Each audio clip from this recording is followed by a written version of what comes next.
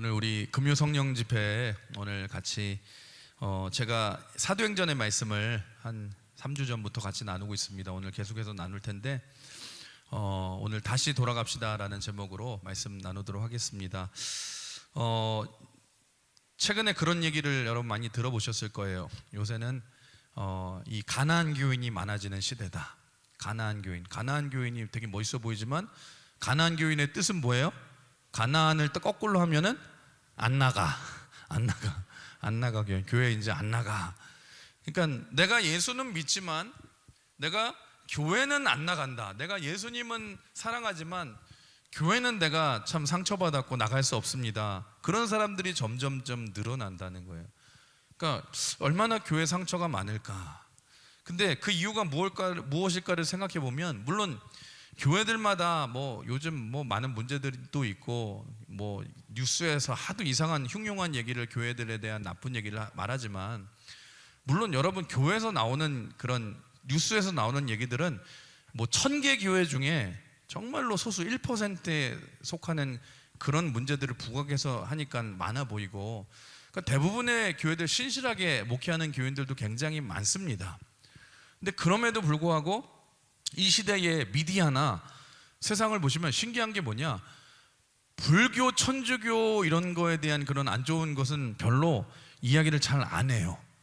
근데 여러분 주로 기독교에 대한 얘기를 주로 많이 하거든요. 근데 그 이유가 뭔 줄 아세요? 제가 어떤 PD한테 들은 얘기인데, 이게 이제 방송사나 이런 데도 클릭 수나 조회수나 이제 그 시청률에 따라서 돈이 들어오잖아요. 근데 불교나 천주교나 이런 거나 그런 걸 얘기하면은 별로 돈이 안 된대요. 근데 사람들이 어디에 관심이 많냐? 교회에 관심이 많다는 거예요.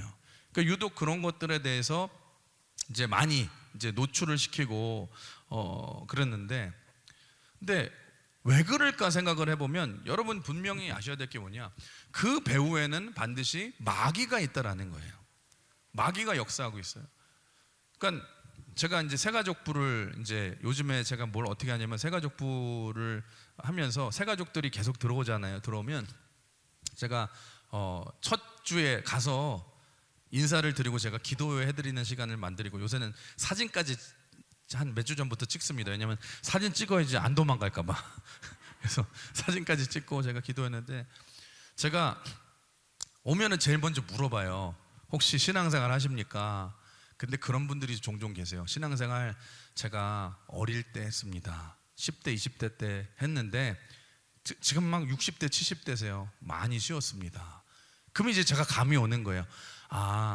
그래 무슨 일이 있으셨습니까? 이거 대충 자세는 안 물어보면은 그냥 그런저런 있었습니다. 근데 그 안에 다 교회에 대한 상처가 있는 거예요. 성도에 대한, 아니면 어떤 성도를 통해서의 상처가 있거나 무슨 일이 있어서 이제 돌고 돌아왔는데, 근데 그분들이 신앙은 포기할 수 없어서 마지막에 한 몇십 년 지났지만 하나님이 은혜로 나를 인도해 주셨나 봐요. 그러면서 어떻게 인도함을 받아서 왔다라는 거예요. 그러면 제가 이제 기도를 해드리죠. 기도를 해드리는데 제가 그런 기도를 해드려요. 하나님, 이 성도 안에 어떤 상처가 있고 어떤 아픔이 있는지 모르겠지만 하나님께서 그 아픔과 상처들을 잘 어루만져 주시고, 하나님 잘 위로하여 주셔서 다시는 사탄에게 이런 방해가 받지 않게 하여 주시고, 하나님이 위로해 주시고 회복시켜 주세요. 근데 그러면은 막 눈물을 뚝뚝뚝뚝 흘려요. 그러니까 하나님 은혜 가운데 자기를 인도하셨다는 그 확신이 오거든요. 그러니까 제가 그것들을 보면서, 그러니까 새가족부를 보면서 제가 그런 경우가 굉장히 많거든요. 그걸 통해서 느끼는 게 뭐냐, 와, 참 마귀가 역사하는 것이 굉장히 크구나. 그 배후의 사탄이 굉장히 역사하구나. 이 시대의 마귀의 목적은 뭐냐, 여러분 교회를 분열시키고요, 공동체를 분열시키고요, 어떻게든지 우리로 하여금 교회에서 떠나가게 만들고 예수님과의 관계에서 우리를 떠나가게 만들어서 여러분 우리 신앙을 방황하게 만드는 것이 목적이거든요. 그러니까 오늘날 교회들을 보시면, 교회들이 많이 분열되고 넘어지는 이유를 보시면 복음 때문에 분열되지 않습니다. 복음 때문에 분열된 교회들은 거의 없어요. 근데 여러분 분열되고 넘어지는, 싸우는 문제들을 보면 너무나도 지극히 사소한 문제 가지고 막 갈등이 일어나고 벌어질 때가 많거든요. 그러니까 제가 어느 교회가 갈등하고 이제 갈라지게 된 그 이유를 제가 소식을 들은 적이 있었는데 너무 황당한 거예요. 어떤 교회가 다 교회 안에서 예배 드릴 때 뒤에서 5살짜리 애들끼리 놀다가, 그러니까 아이스크림을 이제 먹는데 사 먹는데 이 애가 주는 거를 얘네가 안 주고 하다가 애들끼리 싸움이 난 거예요. 그러니까 애들 싸움이 나중에 부모 싸움이 되고, 부모 싸움이 나중에 목회자까지 여러분 연관돼서 싸우게 되다가 교회가 대판 싸우게 되어서 두 쪽으로 갈라지게 됐다는 거예요. 근데 제가 그 얘기를 듣는데 너무너무 황당한 거예요. 왜냐하면 이 모든 시작이 뭐예요? 5살짜리 애들 그 아이스크림 가지고 싸우다가 진짜로 교회가 두 쪽이 난 거예요. 그게 부모 싸움이 되고 감정 싸움이 되고, 여러분 목회자가 끼고 장로가 끼고 그래서 완전히 교회가 두 쪽으로 갈라지게 된 거예요. 그리고 대부분의 교회들이 분열되고 싸우는 거 보면 대부분의 그런 역사가 어디서 일어납니까? 여러분 주방에서 많이 일어나잖아요. 주방에서 소금을 넣냐 아니다 설탕을 넣냐 이거 가지고 싸우고, 참기름을 넣냐 들기름을 넣냐 이거 가지고 싸우고. 여러분 참 신기한 것이 오늘날 교회가 엄청난 일 때문에 싸우고 분열되는 그 이유도 있지만, 여러분 이렇게 대부분이 사소한 문제가 원인이 되어서 이 작은 문제가 커져서 갈라지고 싸우고 분열되는 그런 케이스가 굉장히 많고 비일비재하다라는 거예요. 근데 그 배후에는 누가 있다라는 거예요? 마귀가 있다라는 것입니다. 여러분들도 신앙생활 하면서 여러분 다 한 번쯤은 경험하지 않습니까? 오늘도 제가 신방을 하다가 그분이 그런 얘기 하더라고요. 사실은 목사님 제가 몇 년 전에 몇십 년 전에 한번 교회를 이제 이렇게 뜨려고 하다가 또 하나님의 은혜로 어떻게 이렇게 지금까지 남아서 신앙생활 잘 한다고. 신앙생활 하다가 우리가 다 한 번쯤은 경험해요. 마음속에 여러분 원망하는 마음이 있고, 섭섭한 마음이 있고, 억울한 마음이 있고, 이런 게 차곡차곡 쌓이다가 나중에 한꺼번에 그냥 팡 터질 때가 있거든요. 그러다가 그 싸움이 일어나는데 이제는 내 편을 만들고 네 편을 만들고, 그렇게 싸우다가 교회가 분열이 되고 깨지고 넘어지게 되는 일들이 너무나도 많다라는 거예요. 여러분 한다면 제가 한번 질문 드리겠습니다. 그러면 이 세상에 문제가 없는 교회가 있을까요? 없을까요? 여러분 문제 없는 교회는 없어요. 여러분이 보시기에 그렇게 좋아 보이는 그 교회도 여러분 다른 문제로 심각하게 여러분 문제들이 다 있다니까요. 세상에 문제 없는 교회는 없습니다. 교회들마다 저마다 겪는 문제들이 다 있거든요. 왜냐하면 마귀의 목적은 어떻게든지 이 시대에 교회를 분열시키려고 하고 넘어뜨리려고 하고 분쟁하게 만들기 때문에. 그럼에도 불구하고 놀라운 사실은 뭐냐?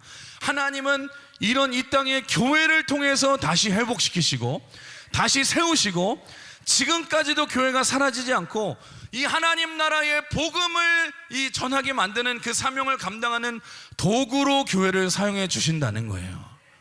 여러분 그래서 언제나 잊지 마세요. 우리는 언제나 영적 싸움 가운데 우리가 있다.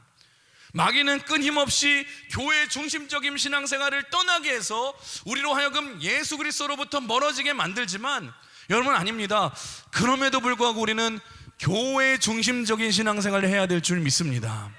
여러분 교회가 불완전하다 할지라도 우리가 예수님 의지하면서 교회 중심적인 신앙생활을 해야 된다라는 거예요. 여러분 왜 그런 줄 아십니까? 예수님께서 이제 성경을 보시면 여러분 십자가를 지시고 부활하시고 승천하시면서 남겨두신 사역이 있거든요. 남아두신 사역이 있는데, 근데 그 사역들을 예수님께서 누구에게 맡기셨어요? 교회에게 맡기셨다라는 거예요. 그래서 여러분 교회 외에는 예수님의 사역을 감당할 다른 대안이 없다라는 것입니다. 그렇다면 그 예수님의 사역이 뭐였을까? 우리 마태복음 4장 23절 보시면 이런 말씀이 있어요. 같이 읽어볼까요? 시작. 예수께서 온 갈릴리에 두루 다니사 그들의 회당에서 가르치시며 천국 복음을 전파하시며 백성 중에 모든 병과 모든 약한 것을 고치시니. 아멘. 제가 오늘 방송실한테 굉장히 죄송하고 감사한 게 설교를 굉장히 늦게 보내드렸어요. 그래서 하는데도 이렇게 잘 띄워주셔서 제가 감사한데, 우리 방송실한테 우리 감사하다고 한번 박수 한번 하실까요? 자, 예수께서 온 갈릴리에 두루 다니사 회당에서 여러분 뭐래요? 가르치시고. 예수님이 하신 3대 사역이 뭐냐? 티칭, 가르치시고, 두 번째로 천국 복음을 전파하시고, 미션, 선교, 전도하시고, 모든 병과 약한 것들을 고치시니. 그러니까 힐링, 고치시는 거예요. 그러니까 예수님의 3대 사역이라고 하죠. 많이 들으셨죠? 가르치시고, 전파하시고, 치유하시고. 근데 이 중요한 예수님의 3대 사역을 이제는 누구에게 맡기셨다라는 거예요? 이 땅의 교회에게 맡기셨다라는 것입니다. 그러니까 교회는 열심히 복음 증거하는 일, 가르치는 사역을 해야 되고, 또 땅 끝까지 나가서 복음 증거하는 사역을 해야 되고, 또 병들고 깨져 있는 성도들을 치유하는 사역을 해야 되는 것입니다. 교회가 예수님 대신에 이 사명들을 감당할 우리에게 미션, 여러분 책임이 있고 우리가 사명이 있다라는 것입니다. 여러분, 그렇다면 교회가 어떻게 해서 이런 사역들을 감당하게 되었을까? 우리 한번 오늘 본문입니다. 4절 같이 읽어볼까요? 시작. 사도와 함께 모이사 그들에게 분부하여 이르시되 예루살렘을 떠나지 말고 내게서 들은 바 아버지께서 약속하신 것을 기다리라. 아버지께서 약속하신 것을 기다리라. 그게 뭐예요? 성령이죠, 성령. 그 다음에 5절도 읽어볼까요? 시작. 요한은 물로 세례를 베풀었으나 너희는 몇 날이 못되어 성령으로 세례를 받으리라. 여러분, 성령을 기다리라는 거예요. 왜냐하면 성령이 임재하고 성령이 나타나서 하는 첫 번째 사역이 뭐냐? 여러분, 성령이 교회를 세웠기 때문에. 그러니까 성령이 임재하면 나타나는 현상이 뭐냐면 교회가 세워지는 거예요. 교회가. 성령은 교회를 세우는 일을 하셨다는 것입니다. 성령의 임재 없이는 교회가 세워지지 않는다는 거예요. 아시겠죠? 여러분, 교회의 탄생과 성령의 임재는 동시에 일어난 일이다. 여러분, 예수님의 공생애도 보시면 어떻게 시작되었습니까? 요단강에서 예수님께서 세례를 받으시고 올라오실 때에 하늘이 열리고 성령이 비둘기같이 임했습니다. 그러니까 성령이 임하고 난 뒤에 예수님의 공생애가 시작되었죠. 여러분, 그렇잖아요. 마찬가지로 여러분, 오순절 전에 열흘 동안 이 120명의 성도들이, 예수님의 제자들이 뜨겁게 마가의 다락방에 모여서 간절히 기도하고 있을 때에 성령이 임하셨는데, 그 120명에게 성도에게 임했던 그 성령이 교회를 탄생하게 만들었거든요. 여러분, 그게 교회입니다. 교회. 그래서 성령께서 하신 일이 뭐냐? 예수님께서 승천하시고 약속하신 성령을 기다리라 했잖아요. 성령이 임재해서 나타난 현상이 뭐냐? 여러분, 그게 교회라는 거예요. 교회. 그래서 예수님께서 성령을 기다리라라는 말과 동의어가 뭐냐? 교회를 기다리라. 여러분, 교회를 통해서 성령과 함께 일하시겠다는 것, 그게 예수님의 뜻이었다라는 것입니다. 그래서 여러분, 불완전하고 문제가 있다 할지라도 예수님께서는 성령과 함께 교회를 통해 일하길 원하시는 줄 믿습니다. 그래서 우리가, 여러분, 주님이 피 흘려 사신 이 교회를 우리가 사랑해야 되고, 교회가 아무리 문제투성이라 할지라도 여러분, 교회 외에는 대안이 없다라는 거예요. 여러분, 신기하지 않습니까? 그렇게 불완전한 교회임에도 불구하고, 그렇게 많은 핍박이 있음에도 불구하고 이 땅의 교회는 사라지지 않았어요. 지금까지 유지했어요. 그리고 저는 분명히 믿습니다. 하나님, 마지막에 여러분, 교회는 반드시 승리할 줄 믿습니다. 여러분, 우리가 교회잖아요. 우리 에클레시아가 교회잖아요. 여러분, 마침내 주님이 다시 오신 날에 저는 그 외침이 기다려져요. 교회는 마침내 승리했다. 그러면 하나님이 세우신 이 땅에 하나님 나라를 이루시는 그 수단이 뭐냐? 세우신 것이 교회라는 거예요. 우리 사명이 뭐예요? 건강한 교회를 만들어 나가야 되고, 여러분, 건강하다는 게 무슨 뜻입니까? 기능한다는 것 아닙니까? 그 기능하는 교회가 되는 것이 꼭 필요하다라는 거예요. 여러분, 그래서 교회는 성령 충만해야 될 줄 믿습니다. 성령에 사로잡힌 바 돼야 될 줄 믿습니다. 그래야지만 예수님이 맡기신 사명을 감당하는 능력 있는 교회가 될 수 있기 때문에. 그렇다면 여러분, 교회는 어떤 모습이 돼야 될까? 우리 오늘 본문 8절에 명확하게 나와 있는데, 우리 다시 한번 8절 읽어볼까요? 8절 시작. 오직 성령이 너희에게 임하시면 너희가 권능을 받고 예루살렘과 온 유대와 사마리아와 땅끝까지 이르러 내 증인이 되리라 하시니라. 아멘. 여기 보시면 교회는 세 가지 공동체라는 것을 알 수 있는데, 첫 번째 따라해 볼까요? 성령 공동체. 두 번째 따라해 볼까요? 능력 공동체. 세 번째 따라해 볼까요? 증인 공동체. 교회는 요 세 가지를 해야 된다라는 거예요. 첫 번째, 성령 공동체라는 게 무슨 뜻이냐? 여러분, 성령 충만한 모임이 교회라는 거예요. 우리 막 찬양하잖아요. 우리 주의 성령이 내게 임하여 주를 찬양합니다. 찬양합니다. 찬양합니다. 찬양하죠. 우리 모일 때 주 성령이 임하리 하잖아요. 여러분, 모일 때에, 교회에 모일 때에 주의 성령이 임하는 거예요. 그러니까 교회는 여러분 다른 어떤 것보다 성령 충만한 곳입니다. 여러분 진짜 그렇지 않습니까? 여러분이 개인적으로 기도할 때도 물론 성령의 임재가 있지만, 성도들이 모여서 이 교회로 모일 때에, 우리가 강력하게 예배 드릴 때에 성령께서 가장 강력하게 역사하신다는 거예요. 그래서 예배를 사모하지 않는 사람들은요, 한마디로 말하면 성령을 사모하지 않는 거예요. 아니, 예배를 떠나서 무슨 성령 충만함이 있겠습니까? 아니, 뭐 산에 가면 여러분 그런 게 있습니까? 아니에요. 여러분, 교회 안에 있는 거예요. 교회 안에. 여러분, 교회를 통해서 성령의 임재가 있고, 교회의 예배를 통해서 성령께서 강력하게 우리에게 기름 부어주실 줄 믿습니다. 잊지 마십시오. 교회는 성령께서 시작하신 곳입니다. 굳이 얘기한다 그러면 성령의 본가가 어디라는 거예요? 교회라는 거예요. 성령은 여러분 교회를 통해서 일하시는 줄 믿습니다. 교회가 성령의 본거지라는 거예요. 그러니까 교회로 모일 때마다 성령께서 기름을 부어주신다. 교회는 어떤 교회 공동체가 돼야 된다? 성령 공동체가 돼야 된다. 뒤집어 얘기하면 여러분 반드시 우리가 알아야 될 사실이 뭐냐? 성령이 떠난 교회는 진정한 교회가 아니라는 것입니다. 인간의 모임일 뿐이지 진정한 교회가 아니라는 거예요. 그래서 한번 따라해볼까요? 성령 충만은 선택이 아니라 필수 조항입니다. 아시겠죠? 항상 교회는 여러분 성령 충만한 성령 공동체가 돼야 될 줄 믿습니다. 두 번째로 교회는 어떤 곳이 돼야 되냐? 능력 공동체가 돼야 된다. 우리 권능을 받고라고 말을 하잖아요. 그래서 여러분 신기해요. 성도들이 모여 있을 때 능력이 생기는 줄 믿습니다. 여러분 병이 낫고요, 회개하는 변화의 역사가 나타나기 시작합니다. 그래서 교회가 제대로 모여서 하나님의 일들을 감당하기 시작하면은요, 여러분 사람이 변합니다. 정말 그렇지 않습니까? 가장 먼저 우리 자신이 변하잖아요.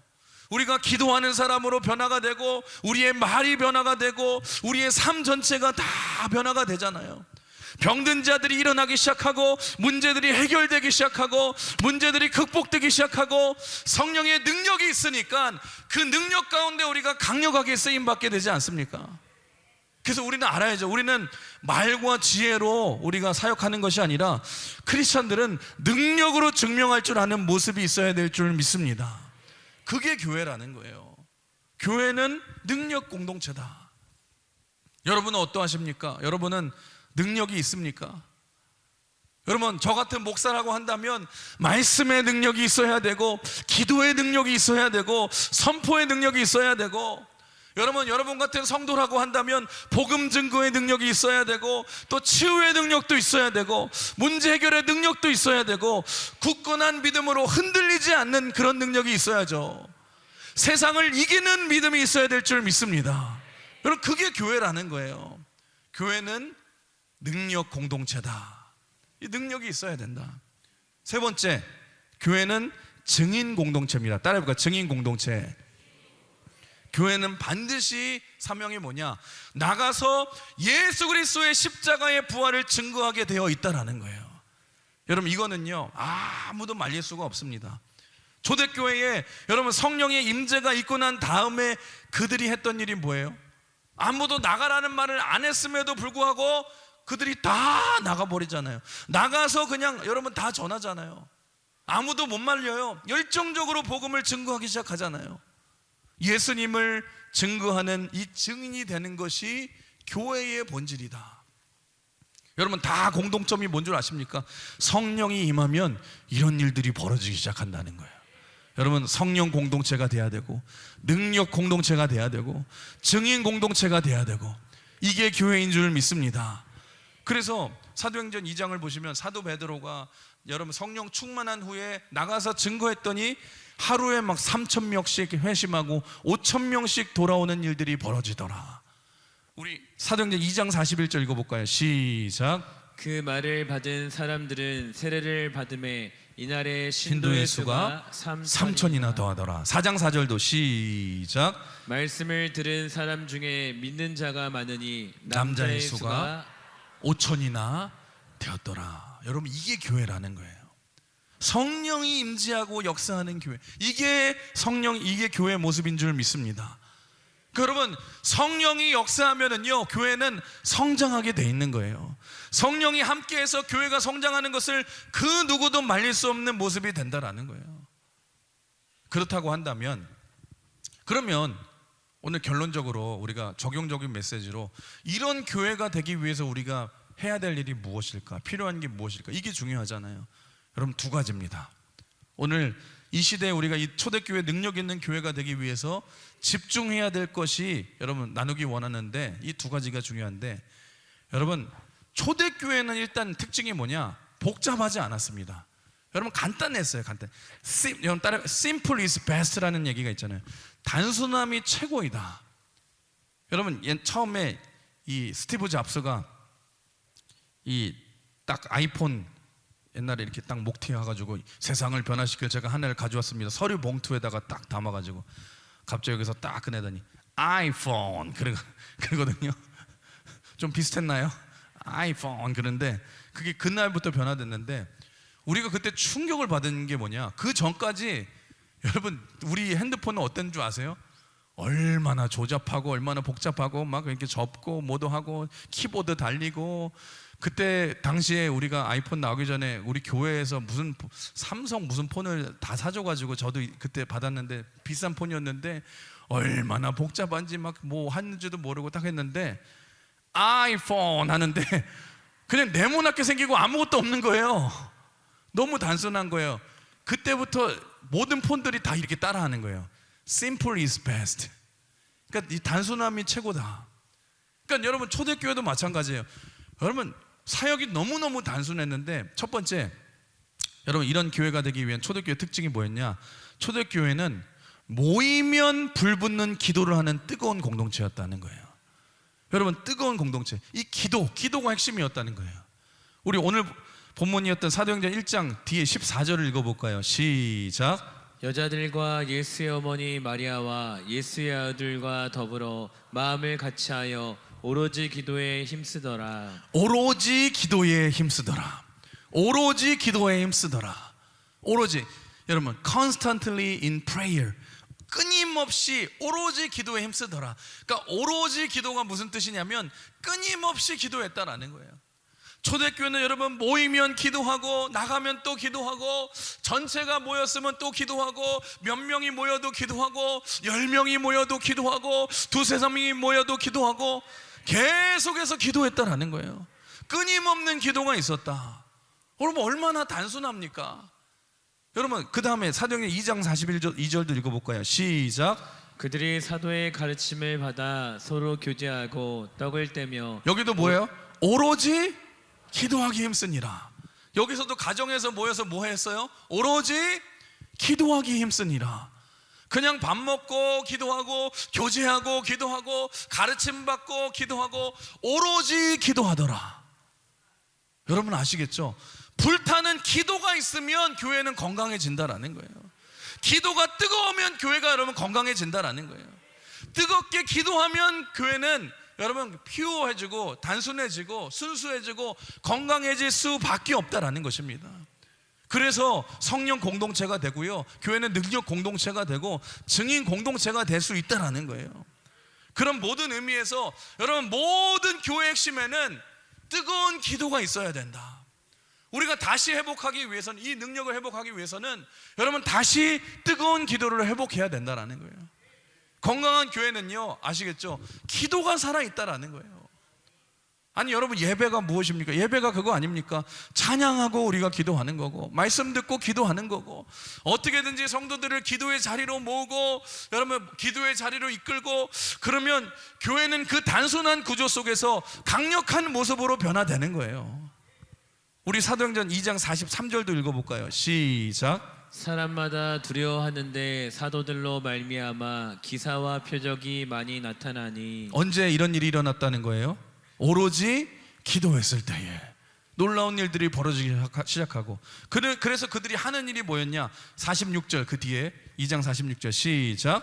날마다 마음을 같이하여 성전에 모이기를 힘썼다. 그러니까 여러분, 신앙생활 올해는 이렇게 신앙생활 하셔야 돼요. 아시겠죠?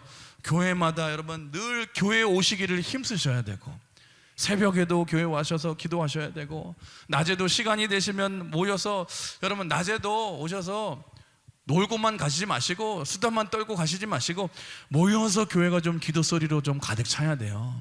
이왕 온 김에 우리 같이 기도하고 가자. 이왕 우리 수다만 떨고 그냥 껌만 씹고 남만 씹고 가지 마시고 모여서 우리 이왕 온 김에 여러분 기도도 하자. 교회가 좀 기도 소리로 가득 차야 되고, 예수님도 교회에 대한 정의를 뭐라고 하셨어요? 내 집은, 아버지의 집은 기도하는 집이니라. 저녁에도 교회가 썰렁하면 안 돼요. 여기서도 기도 소리가 들려야 되고 저기서도 기도 소리가 들려야 되고, 여러분 교회를 사랑하셔야 돼요. 여러분 교회 와서 기도하셔야 됩니다. 여러 가지 우리가 기도로 가득 채워갈 때에 그게 가장 강력한 힘이 될 줄 믿습니다. 그래서 여러분 굳이 저는 이렇게 얘기할 수 있어요. 올해 뭐 여러 가지 비전이 있고 여러 가지 사역이 있지만, 올해 우리 강흥교회의 목회 전략이 뭐냐? 올해뿐만 아니라 평생 목회 전략이 뭐냐? 따라해 볼까요? 오기가 뭔지 아세요? 따라해 볼까요? 오로지 기도. 그러니까 우리는 오기로 우리가 사는 거예요. 오로지 기도로 살아가고, 오로지 기도로. 여러분 기도밖에 없는 줄 믿습니다. 그러면 살아난다는 거예요. 이 밤에도 여러분 믿지 마세요. 여러분 꼭 우리가 잊지 말아야 될 게 뭐냐? 가정에 많은 문제가 있으십니까? 여러분 앞에 놓여있는 많은 난제들이 있으십니까? 여러분 뭐 이것저것 생각할 것도 없어요. 여러분 어떤 여러분 질병 가운데 고생하십니까? 여러분 이것만 기억하십시오. 오로지 기도하면 다 풀려질 줄 믿습니다. 오로지 기도하면 응답해 주실 줄 믿습니다. 왜냐하면 기도할 때 성령이 임재하고, 기도할 때 능력이 임하고, 기도할 때 비로소 터져나오는 증거가 가능한 인생이 되기 때문에 우리 강원교회 모든 성도들이 올 한 해는 이 넘치는 기도로 말미암아 능력과 승리를 맛보시는 저와 여러분 되시길 주님의 이름으로 축원합니다. 첫 번째, 이런 능력 있는 공동체, 성령 공동체, 증거 공동체가 되기 위해서는 뜨겁게 오기가 필요하다. 오로지 기도가 필요하다. 두 번째, 또 한 가지 중요한 게 뭐냐? 강력한 말씀이 있어야 된다라는 거예요. 이게 초대교회의 특징이에요. 근데 초대교회는 여러분 기도가 뜨거웠고, 그 다음에 복음 증거하는 이 능력이 뜨거웠는데, 근데 이 복음 증거의 메시지를 보시면은요, 초대교회 특징이 뭐냐? 굉장히 단순해요. 여러분 가끔 가다가 제일 저도 수업 시간에 듣기 힘든 게 뭐냐? 여러분 교수님들이 수업하는 게, 저는요 교수님들이 가르치거나 설명하실 때 제일 듣기가 힘들잖아요. 왜냐하면 굉장히 어렵게 설명하잖아요. 근데 제가 이제 나이가 먹어가고 이제 막 저도 공부를 하다 보니까 제가 느끼고 제가 경험한 게 뭐냐? 여러분 너무 복잡하고 어렵게 가르치시는 분들이 있는데 그 이유가 뭔 줄 아세요? 여러분 간단해요. 잘 몰라서 그래요. 자기도. 여러분 진짜 그래요. 정말 잘 알고 정말 완벽하게 아는 사람들은요 간단해지고 단순해지거든요. 설명을 너무너무 그냥 잘 이해하기 쉽게 복잡하게 설명하지 않습니다. 진짜 잘 알게 되면 간단해져요. 단순해져요. 그러니까 알고 있는 사람들은 단순해질 수밖에 없다라는 거예요. 우리나라 초대교회에 부흥했던 그런 책들을, 부흥사들을 쭉 읽어보면 초창기 때 크게 부흥을 했잖아요. 우리나라 초창기 때.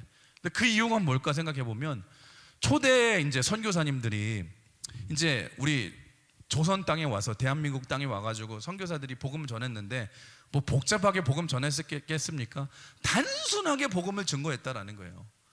근데 왜 한번 궁금해하잖아요. 왜 그들은 단순하게 복음을 증거했을까? 간단합니다. 한국말을 아는 게 없어서. 아는 게 없어서. 그러니까 여러분 한국말이 좀 어렵잖아요.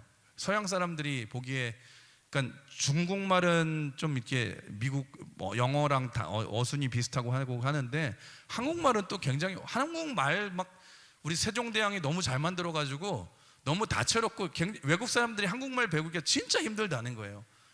한번 생각해 보세요. 선교사들이 한국 땅에 왔는데 말이 안 통하잖아요. 그 당시에 지금처럼 무슨 어학 챗 GPT가 있고 무슨 뭐 번역기가 있어서 하는 것도 아니고 아무것도 이 사전도 없던 그런 겨우 구해서 하는 시대인데, 그러니까 인사말 정도만 뭐 안녕하세요 막 그러지 않았겠습니까? 근데 여러분 지금 여러분들 태국 선교 갔다 온 분들도 아시겠지만 지금도 태국 선교 갈 때 여러분들이 태국말 배워봤자 얼마나 아시겠어요? 저도 지금 태국 선교 제가 한 7번인가 8번 갔는데 지금 제가 기억나는 게 사와디캅, 거큰캅 그 2개밖에 없어요. 기억이 하나도 안 나요. 진짜로 그렇잖아요. 그러니까 아마도 제가 그랬을 것 같아요. 선교사님들 와서 뭐만 죽어라 배웠냐?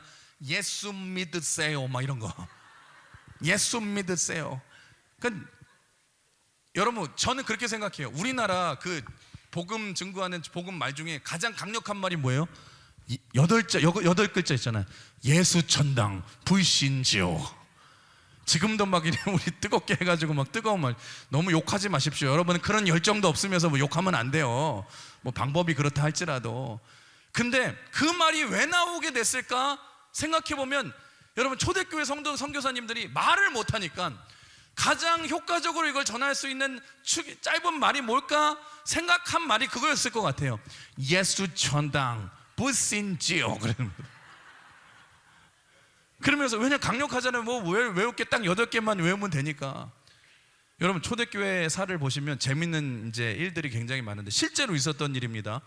우리나라만의 독특한 게 뭐냐? 한국 사람들은 개를 많이 키우잖아요. 그래서 개한테 물리는 일이 많았던 것 같아요. 옛날에도.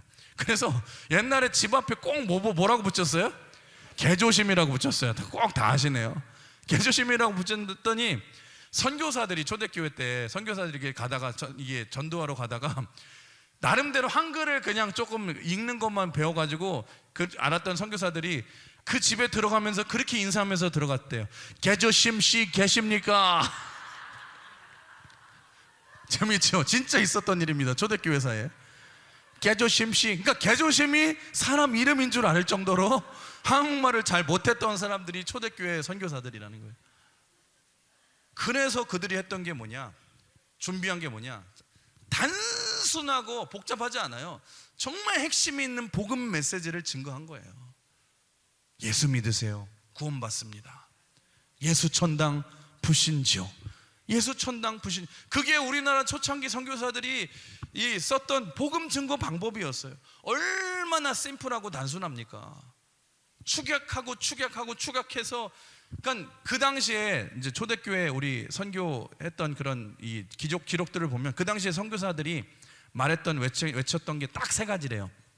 첫 번째, 하나님은 당신을 사랑하십니다. 두 번째, 예수님이 당신을 위해 십자가를 지셨습니다. 세 번째, 예수를 영접하십시오. 요 3가지만 강력하게, 이거 여러분 다 아시는 얘기죠? 여러분 뭐 사형리나 복음 증거할 때 나오는 얘기들이잖아요. 이게 복음의 핵심 중의 핵심이잖아요. 얼마나 단순하게 여러분 복음을 전했습니까? 그러니까 이들은 무슨 말씀을 증거하든지, 여러분 우리도 마찬가지죠. 여러분 복잡한 거 필요 없습니다. 요새 이 시대는 하도 따지는 사람이 많아서 뭐 변증학도 배우고 뭐 이렇게 논리적으로 해서 하는 것도 필요하지만, 근데 제가 목회를 하면서 느낀 거는 이 사람들을 논리적으로 이해시켜서 예수 믿은 사람 저는 한 번도 못 봤어요. 오히려 누가 전도 제일 잘하는 줄 아세요? 아무것도 모르는 우리 권사님, 70, 80대 권사님들이 그냥 전도 1등이 항상 전도왕 1등. 근데 어떻게 전도하셨냐 물어보면 뭐라고 하냐면 나는 아는 거 아무것도 없어요. 그러면서 그냥 예수 믿으니까 너무너무 좋아요. 그러니까 사람들이 변화되다는 거예요. 당신도 예수 믿으라고. 내가 변화됐다고. 여러분 이게 복음이잖아요. 뭐 복잡할 게 뭐가 있습니까? 그러니까 핵심적인 단순하게 복음 증거하면 하나님이 역사하신다는 거예요. 능력 있게 그러면 복음이 증거되잖아요. 여러분 생각해 보세요. 지식이 없어서 우리가 복음이 증거가 안 되는 겁니까? 여러분 지식이 아니라 여러분 체험이 중요한 거예요. 여러분 체험이란 게 뭐냐? 우리가 억지로 뽑아내는 것이 아니라 체험은 뭐라는 거예요? 체험이 중요하다는 것은 내 안에서 솟구쳐서 여러분 이 기쁨으로 증거할 수가 있어야죠. 막 전하지 않을 수는 없는 것이 중요하잖아요. 그게 복음 증거해야 되지 않겠습니까? 여러분 사실 그래서 교회는 사실은 전도 전략이라는 게 사실 있을 필요가 없습니다. 무슨 전도 전략이 필요합니까? 다 마음이 식어 있는 사람들이 전도하려고 하니까 전략이 필요하죠. 여러분 가끔 가다가 여러분들도 그런 전화 많이 받으시죠? 저도 되게 많이 전화 오거든요. 저한테 전화 엄청 와가지고 전화하면 여보세요 그러면은요, 네 안녕하세요 뭐 SKT에서 왔습니다. 그래서 혹시 휴대폰 바꾸실 때 되지 않았나요? 그러면서 지금 쓰고 있는 아이폰을 새로운 아이폰으로 바꿔드립니다. 그러면 제가 그러면 혹하잖아요. 그래요? 그러면 얼마인데요? 했더니 뭐 처음에는 뭐 10만 원에 바꿔드립니다. 그러잖아요. 에이, 그래 우리 끊어버리잖아요. 그럼 또 나중에 전화 와. 그래서 안녕하세요. 그래서 왜요? 그래서 지금 쓰시는 아이폰을 공짜로 바꿔드립니다. 그럼 우리가 혹하죠. 혹하고 이건 복음이구나 복음. 근데 그럼에도 불구하고 제가 안 바꿔요. 근데 안 바꾸는 이유가 뭔 줄 아세요? 전화 거는 사람이 열정이 없어. 열정이 하도 이 사람들도 거절을 많이 해서 그런지 간절함이 없어. 그냥 조금 안 바꿀 것 같으면 예 그러면 나중에 걸게요 그리고 그냥 끊어버리는 거예요. 근데 제가 그거 보면서 무슨 생각을 느꼈냐, 이런 식으로 복음을 증거하는 것이 오늘날 우리의 모습이 아닐까. 여러분 그런 생각이 들더라고요. 여러분 누가 그걸 여러분 받아들이겠습니까? 여러분 열정도 없는데 아무도 안 하죠. 근데 여러분 근데 제가 아는 사람이 한 사람이 있는데 이분이 사업하시는 분인데 열정이 얼마나 있는지 이분이 판매를 하면 다 넘어가요. 근데 제가 한번 이제 제가 얼마나 열정을 느낀 적이 있었는데, 이분이 여러 가지를 파시고 다 하시는 분인데 한 번은 살충제를 자기가 만들어서 팔았어요. 무해하대요. 살충제를 파시는데 자기가 파는 거 막 저한테 보여주는 거예요. 했더니 이거는 목사님 이거는 인체에 무해합니다. 먹어도 되는 거예요.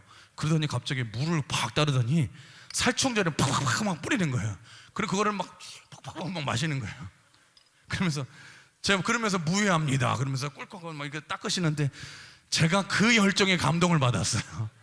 그걸 사고 싶더라고요. 얼마나 열정이 넘치시는지. 그리고 막 이분이 막 뭘 팔려고 하는데 하면은 막 자기가 무슨 뭘 팔려고 뭐 음악 연주기를 팔려고 하면 그걸 틀어놓고 자기가 노래를 막 와 하면서 막 얼마나 열심히 하는지 사고 싶은 거예요. 근데 나중에 제가 본데 웃긴 게 이분이 사업을 하시는데 처음에 제가 이분을 봤을 때 소형 경차 타고 다니셨거든요. 근데 한 10년 후에 이분을 만났는데 외제차를 끌고 오시더라고요. 그래서 제가 딱 느낌이 왔어요. 이분이 열정이 다르시구나. 되는 사람은 열정이 있구나. 그리고 여러분 이분은요 확신이 있어요. 확신이. 그러니까 내가 파는 것에 대한 확신이 있고 이게 뜨거움이 있고 열정이 있으니까 제가 얘기만 들어도 넘어가요. 슬슬슬 넘어가요. 이것을 살 것 같은 거예요. 우리도 마찬가지나 여러분 지식 가지고 변화되는 것이 아닙니다. 여러분 우리도 내 속에서 솟아나는 이 믿음의 확신이 있어야 되는 거예요. 열정이 있어야 되는 거예요. 성령의 뜨거움이 있어야 되는 거예요. 내 속에서 성령이 함께 해주시면은요 그 열정이 터져 나온다니까요. 아니 아무것도 모르는 이 권사님이 어떻게 전도 1등이 될 수 있는 줄 아세요? 아니 나는 아무것도 몰라요. 예수 믿으니까 너무 좋아. 근데 그 믿음의 확신과 열정이 있으니까 사람이 변화되는 거예요. 그 말 듣고서. 여러분 단순하게 증거해도 성령이 역사 안 되니까요. 여러분 초대교회에 증거했던 내용들을 한번 볼까요? 사도행전 2장 20절에 뭐라 그래요? 누구든지 주의 이름을 부르는 자는 구원을 얻으리로다. 2장 28절 밑에 보시면 주께서 생명의 길을 내게 보이셨도다. 2장 32절 보시면 이 예수를 하나님이 살리신지라 우리는 다 그 일의 증인이로다. 예수님의 십자가의 부활을 증거하고 2장 36절 보시면 또 뭐라 그래요? 너희가 십자가에 못 박은 이 예수를 하나님이 주와 그리스도가 되게 하셨느니라. 그러니까 예수님이 메시아 되심을 증거한 거예요. 예수님을 증거한 거예요. 다 핵심이 뭐냐? 예수 그리스도를 증거하거든요. 예수님의 십자가를 증거하고, 예수님의 부활을 증거하고, 예수님이 메시아 되심을 증거하고. 사랑하는 우리 성도 여러분, 올 한해 우리가 올 한해 행축도 하고 여러 가지 전도도 하고 하겠지만, 이 시대에 능력 있는 교회의 핵심이 뭐냐? 여러분, 우리가 복잡하지 않습니다. 단순해져야 됩니다. 그래서 우리가 이렇게 생각하면 돼요. 단순하게 증거해야 되는데, 여러분 그런 증거하는 방법을 잘 모를 것 같잖아요. 모르면 이렇게 생각하세요. 여러분들이 올 한해 복음의 핵심들만 잘 붙들려 있으시면 돼요. 우리는 죄인이어서 죽을 수밖에 없는 이 죄인이지만, 하나님이 이런 우리를 사랑하셔서 예수님은 십자가에 죽게 하심으로써 우리에게 영원한 생명을 주셨다. 그러니까 핵심이 한 절로 요약하면 뭐예요? 요한복음 3장 16절이에요. 요걸 잘 외우셔야죠. 같이 웬만하면 다 아시죠? 눈 감고 한번 해볼까요? 시작. 하나님이 세상을 이처럼 사랑하사 독생자를 주셨으니 이는 저를 믿는 자마다 멸망치 않고 영생을 얻게 하려 하심이라. 아멘. 입만 뻥긋뻥긋 잘 하시잖아요. 이렇게 핵심만 알아도 우리가 된다라는 거예요. 여러분, 왜 증거하는 일이 중요하냐? 여러분, 여러분의 삶에 문제도 있고 또 여러분이 뜨거운 성령을 막 체험하고 싶지 않습니까? 근데 여러분, 제가 방법 알려드릴게요. 성령 체험을 뜨겁게 하고 싶으면 예수 그리스도를 증거해 보세요. 더듬거리어서라도 여러분 누군가에게 5분이라도 증거해 보시면, 증거하면 성령의 강력한 임재를 느끼게 돼요. 증거하는 가운데 악한 마귀 세력이 여러분 떠나가 버릴 줄 믿습니다. 또 증거하는 삶을 통해서 성경에서 너희는 먼저 그의 나라와 그의 의를 구하라 그랬잖아요. 그리하면 이 모든 것을 너희에게 더하시리라. 여러분, 돌아보면은요, 신기한 거예요. 예수 증거하다 보면 내 삶의 모든 문제들이 풀려질 줄 믿습니다. 해결될 줄 믿습니다. 그래서 우리 한국교회가 언제 가장 강력하고 가장 문제 해결을 잘했을 때가 언제였냐를 돌아보시면, 예수 증거의 영이 가장 강력하게 역사할 때였다. 여러분, 그랬다는 거예요. 성령의 임재를 통해서 우리가 뜨겁게 기도하고 뜨겁게 복음을 증거하는 것을 통해서 교회도 부흥하고 우리의 삶의 문제도 여러분 풀리고, 저는 올 한 해 그렇게 기대합니다. 여러분들 한 사람 한 사람이 불덩이가 되셔야 돼요. 아니, 여러분 행축하는데 그냥 교회에서 하니까 하는 게 아니라, 제가 작년에도 행축하면서 제가 참 행복했던 게 뭐냐, 여러분들 열매 없어도 됩니다. 열매 많지 않아도 돼요. 많이 숫자 늘리지 않아도 돼요. 제가 바라는 거는 여러분들이 그 불덩이가 좀 생겼으면 좋겠어요. 우리의 사명은 가만히 앉아있고 나만 잘 되는 게 아니라 복음 증거하는 것이 내 사명이다. 여러분, 이 마인드가 탑재된 거, 이 사명이 다시 확인되어지는 것, 이 불덩이만 확인하면 저는 목회 성공한 거예요. 올해 열매는 하나님이 주시는 것이기 때문에. 여러분들이 다 불덩이가 막 살아나고 그래서 불붙는 성도가 되어서 올 한 해 우리가 뜨겁게 기도하시고, 여러분 뜨겁게 예수 그리스도를 증거하셔서 우리 강흥교회가 이런 성령 공동체, 여러분 능력 공동체, 증인 공동체가 되어야 될 줄 믿습니다. 말씀을 마치겠습니다. 이 시대가 교회가 어렵다고 하지만 여러분 잊지 마십시오. 여전히 교회가 이 시대의 소망인 줄 믿습니다. 다시 우리가 초대교회로 다시 돌아가야 돼요. 왜 허물투성이인 이 교회에 하나님이 그럼에도 불구하고 함께 하시는 이유가 뭘까? 여러분, 성령 때문에 그렇다는 거예요. 성령 때문에. 그래서 성령 공동체가 되고 능력 공동체가 되고 증인 공동체가 되면 나머지 문제 다 풀려버리고 우리가 올 한 해 승리하게 될 줄 믿습니다. 그래서 필요한 게 뭐냐? 우리 두 가지 나누었죠. 뜨거운 기도를 회복해야 되고, 여러분 오기로 사십시오. 옆 사람 인사해볼까? 오기로 삽시다. 오기가 뭐예요? 오로지 기도. 따라해볼까? 오로지 기도.